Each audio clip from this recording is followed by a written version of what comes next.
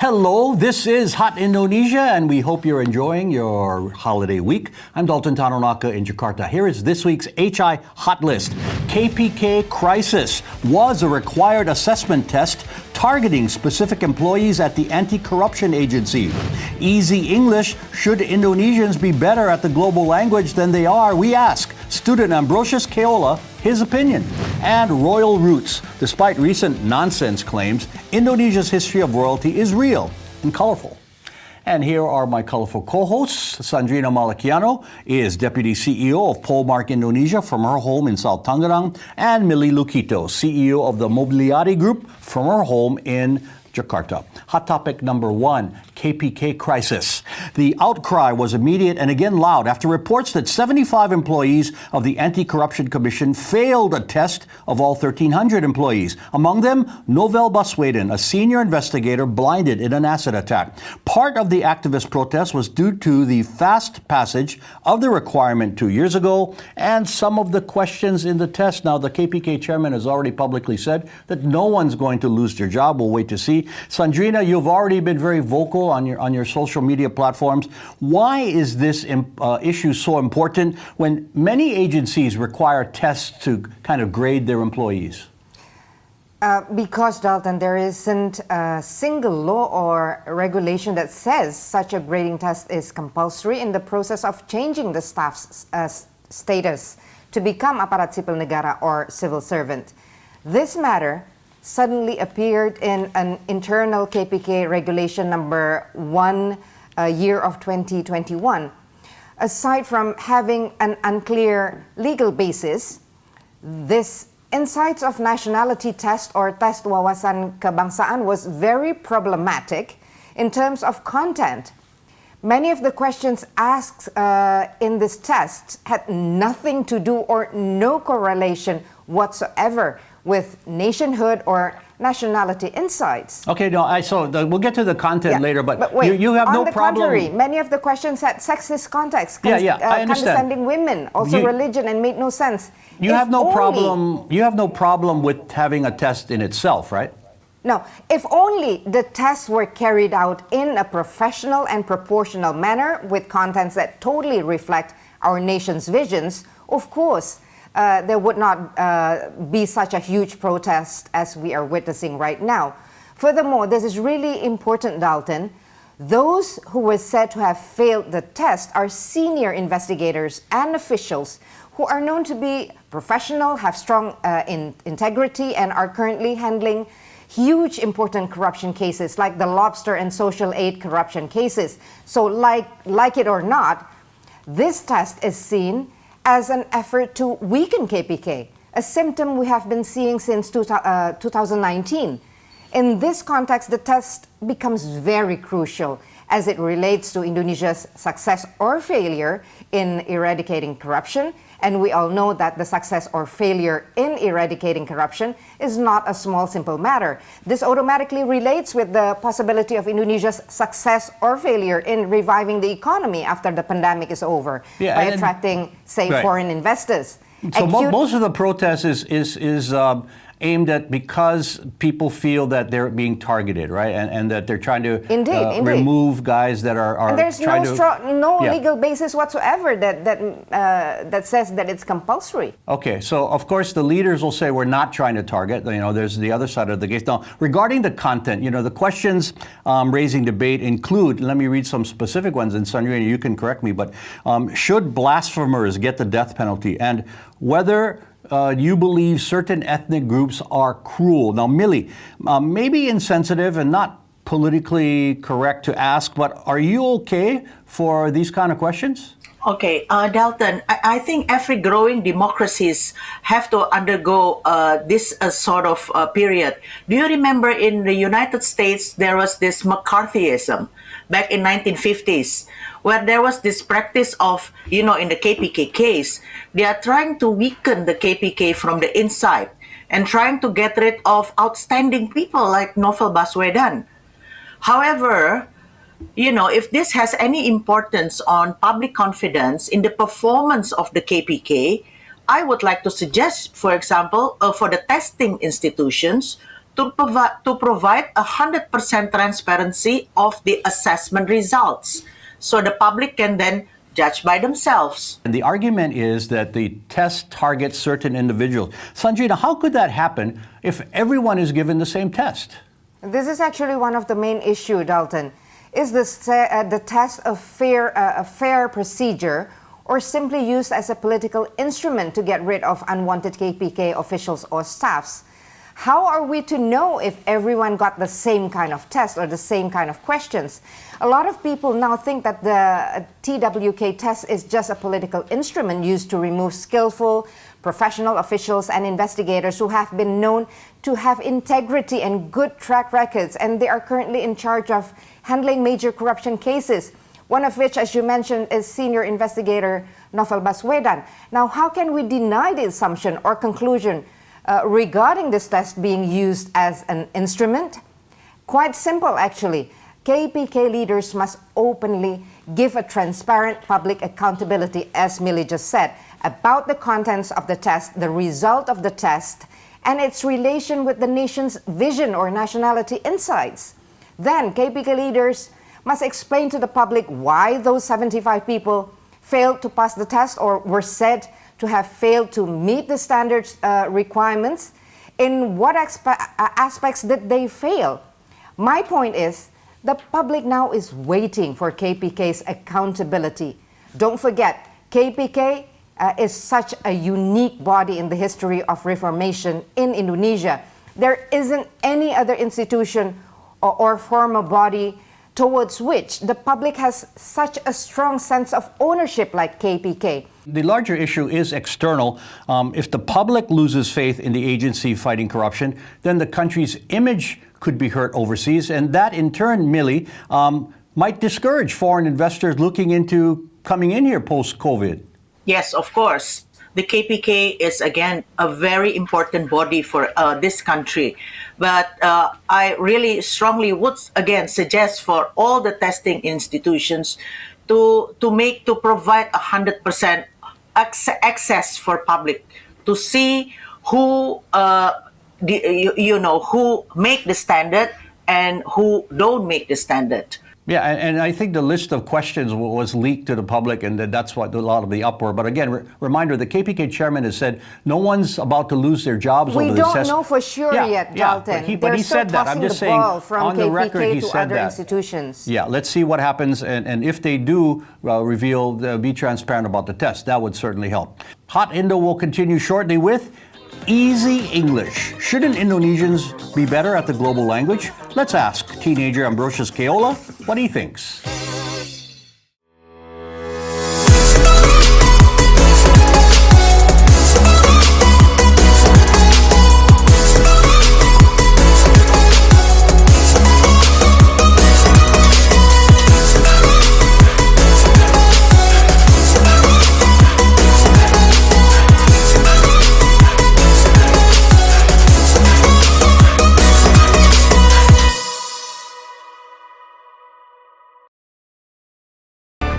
Welcome to Foodiepedia. Every week in this program, I will introduce you to one of Indonesia's fabulous food items. Yummy. Beautiful. Now, I'm ready to cook. Let's go to the kitchen. It's done. Let's meet to eat. Foodiepedia on the Indonesia Channel.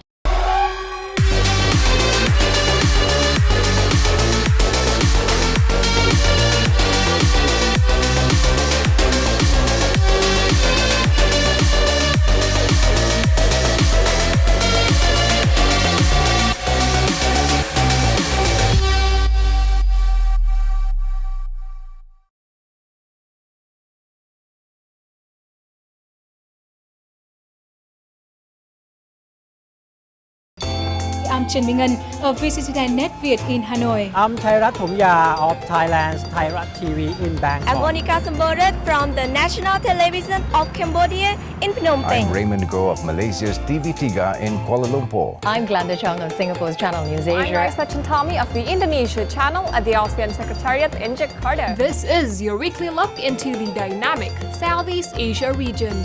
ASEAN Today on the Indonesia Channel.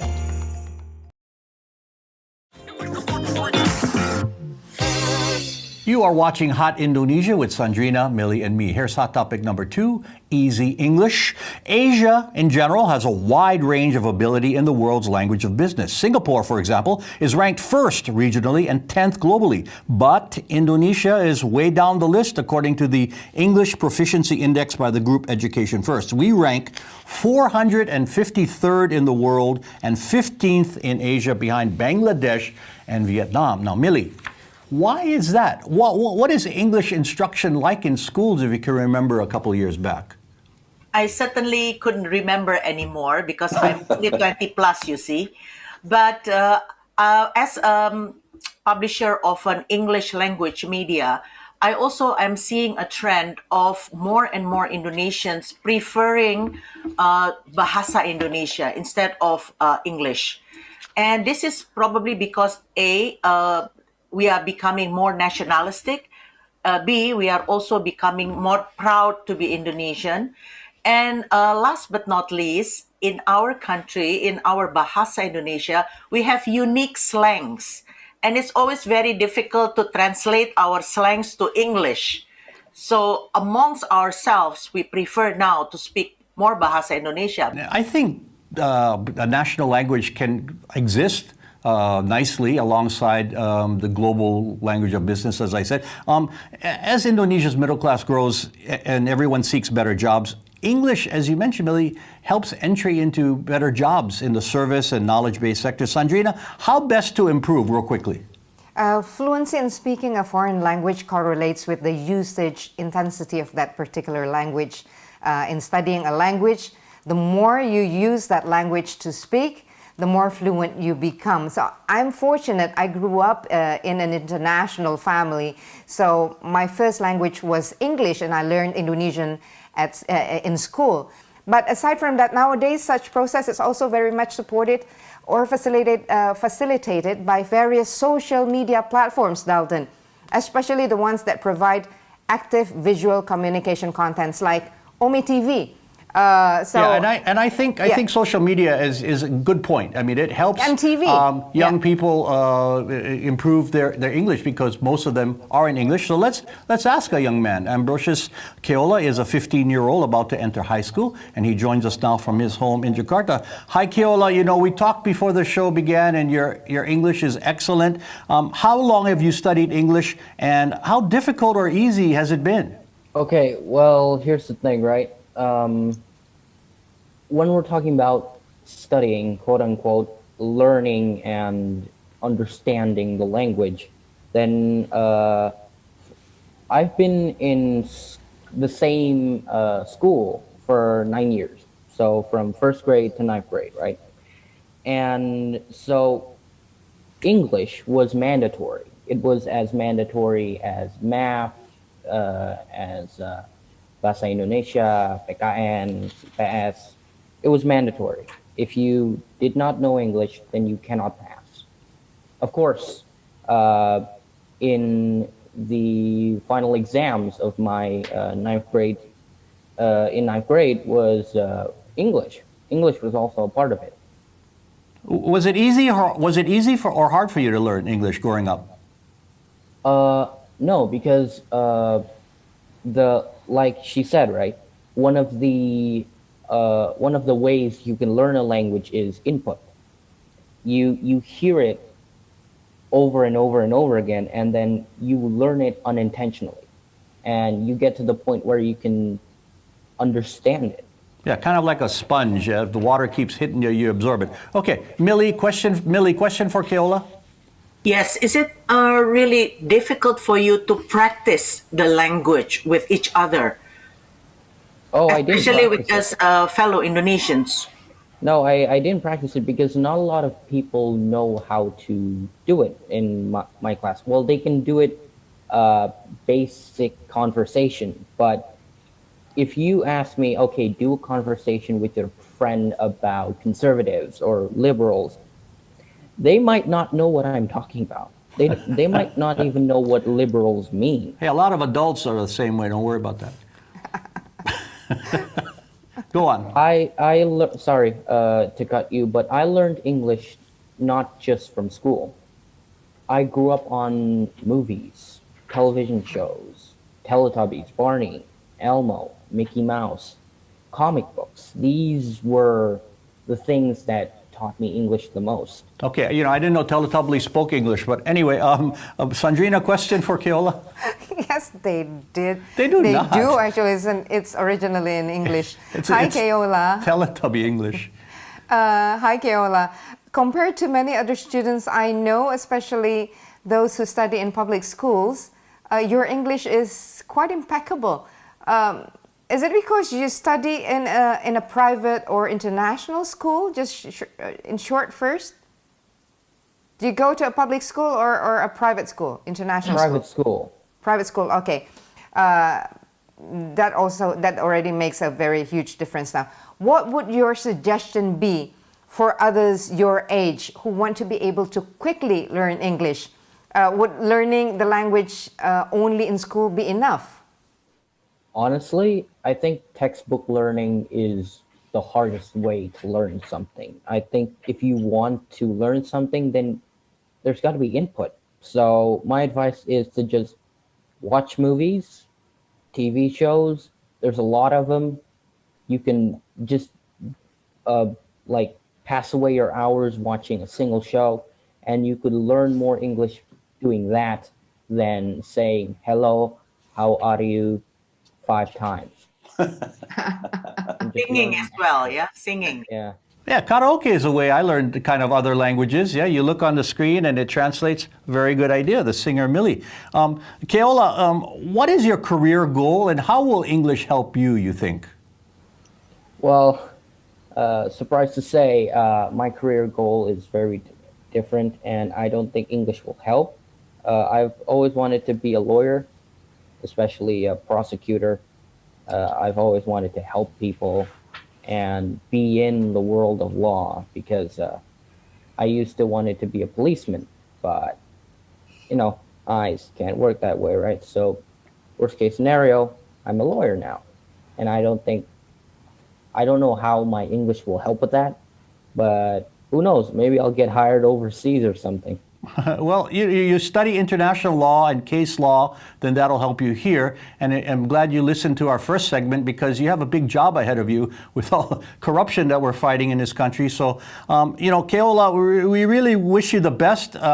We hope you motivate other students in your class and those watching to study a language that I believe firmly that will help people get better jobs, improve their lives. Of course, those who cannot, you still can have great lives as well and take pride in your own national language. So, Ambrosius Keiola, high school student, thank you very much for your time, and go out and have some fun now. More Hot Indo is ahead. Royal Roots, tracing our line of sultans and kings.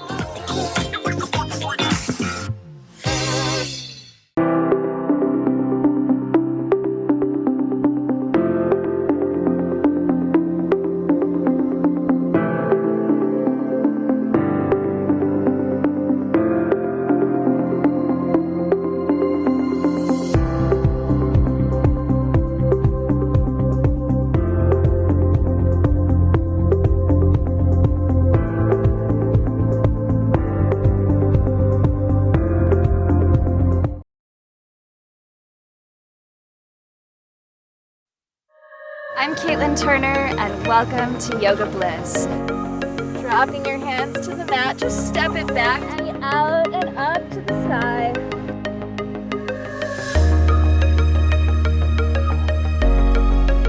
Up through your fingertips. Reach your right hand back behind your head. Let your hands separate forward and then start. Yoga Bliss, only on the Indonesia channel.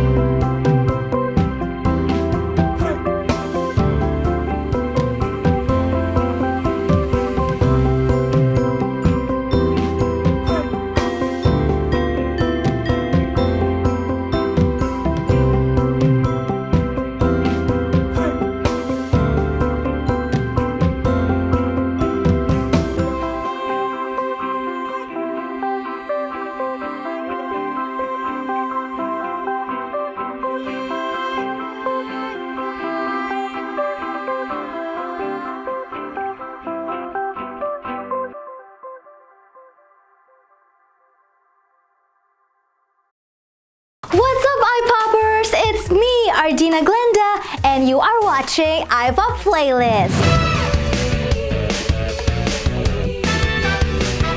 Marilah berlari, hey, hey, hey, hey.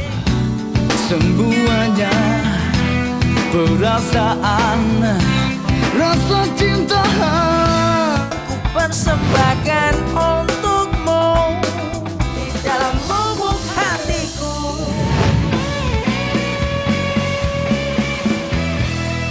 Tolong lihat aku dan jawab pertanyaanku. Ditunggu bagaimana dengan pacarku.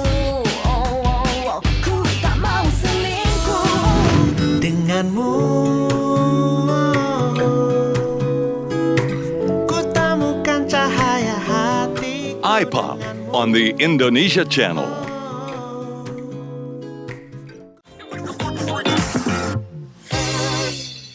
You're watching Hot Indonesia from Jakarta with hot topic number 3, royal roots. A driver in a recent traffic stop claimed royal privileges in the Empire of Sunda. His kingdom was based in his mother-in-law's house outside of Jakarta and issued IDs, cars, and car licenses and such. Of course, no such monarchy exists.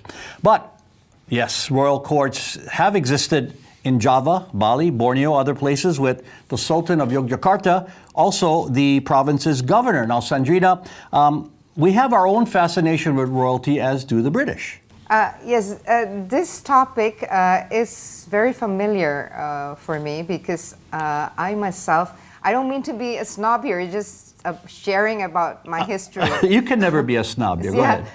Because I actually am part of 2 royalties in the Indonesian long histories of kingdoms, namely Mangkunegaran in Solo, Central Java, and Panembahan Sumeneb in Madura, wow, that's East great. Java.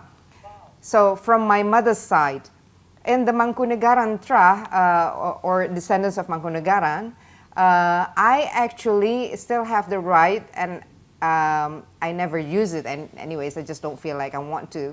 I still have this Raden Ayu title, and I'm still actively involved in the WhatsApp group of the huge family of Mangkunegaran. And Mangkunegaran and Panembahan Sumeneb is just 2 of the many local royalties that existed or still try to exist in Indonesia. Are these in Bali or Java? Your Java, families? Central Java and Eastern Java. Because you're raised in Bali, which of course has, each province has its own yes, but, sultan. From my bloodline, it comes from my mother's side, from Java. So in those times, these royalties, they operate like kingdoms do. They had a king, they had a government, the people, and they had their domain, the area that they conquered. But now these royalties have experienced metamorphosis. Usually they represent more a symbolic power without any particular area, so they become like a cultural entity. Yeah, except in Jogja, which as we know, the Sultan there also rules. Yeah. The others become like historical artifacts. Yeah, and people go to visit, and it's nice to have hold court with the king or the Sultan in Bali. But the country never had a king, and I think we're clear about that. Where I'm from, Hawaii, we did have a kingdom until annexation by the United States, with royal descendants still alive, such as Sandrina. Do we have to call her Her Highness now? Anyway, Millie, a lot of attention is paid to sultanates here because it's so intertwined with that particular area's culture, which is very colorful, right? Well, I come from Sunda area, and I have never heard of the Sunda Kingdom, Sunda Nusantara. Yeah, that's why the guy got his tickets, I heard. Yeah, yes, I read. But I'm really reminded of my favorite childhood book by Cervantes, the Don Quixote. Mm-hmm. I think this is more the Don Quixote effect, where their thoughts, their feelings, their actions are so inappropriate in their current reality. They're like trapped in their own world. In the romance, there is this romance of a different world. Yeah, that guy and that family obviously was trying to do things not in line with the culture and not trying to say that or claim that they are royalty, but yeah, trying to make money off licenses. Basically, I mean, that's fair to say, I think. Okay, all right, got it. Your Highness Sandrina, yes. Your Highness Sandrina. It is feedback time now. And Olaf posted this on the Indonesia Channel YouTube page. After our look at the COVID crisis in the world's second biggest country, thank you for the heads up on India. And Rahman asked this on the YouTube page of our partner TV1. Why are foreigners allowed to enter Indonesia when locals are banned from mudik homecomings? Well, most foreigners are still not allowed to enter, Rahman, and we're talking about millions of people returning to their hometowns despite an ongoing pandemic. Here's how to contact us with your feedback. Email us at hotindo@theindonesiachannel.com or comment through our Hot Indonesia or Indonesia Channel Twitter, Facebook, Instagram, and YouTube pages. Final words, Your Highness. Stop it, Dalton. The COVID-19 pandemic has become the prime public issue in Indonesia as well as the world for the last 2 years. We all perfectly understand and accept this as a fact. But let us not ignore other important issues, especially the ones that affect the lives of all the people, our lives. One of which is corruption. For way too long, Indonesia has been known as one of the countries with the worst corruption rate or index. There is only one way to change this. We must succeed in eradicating corruption. Let us maintain and strengthen our anti-corruption stance. Let us always be aware and willing to fight all corruption acts or practices. We must fight against all efforts to weaken the Corruption Eradication Commission or KPK. It is our duty to care and relentlessly fight against injustice. Final words, Millie.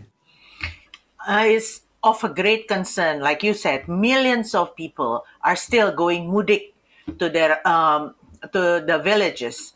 So and 4,000 out of 6,000 people were tested positive. So I would really like to wish everybody a very peaceful weekend, but please stay safe and then hold health protocols correctly, and do not go mudik, please, people. Yeah, most have already gone, and you mentioned the 4,000 out of 6,000. That was at one particular roadblock, and out of the 6,000 motorists, 4,000 tested positive. That's kind of crazy. Okay, my final words. To anyone who's been asked for money, especially during this holy month, here's what I've come to do. If the request is for help with bills, I ask if it's really necessary, then set the terms for repayment.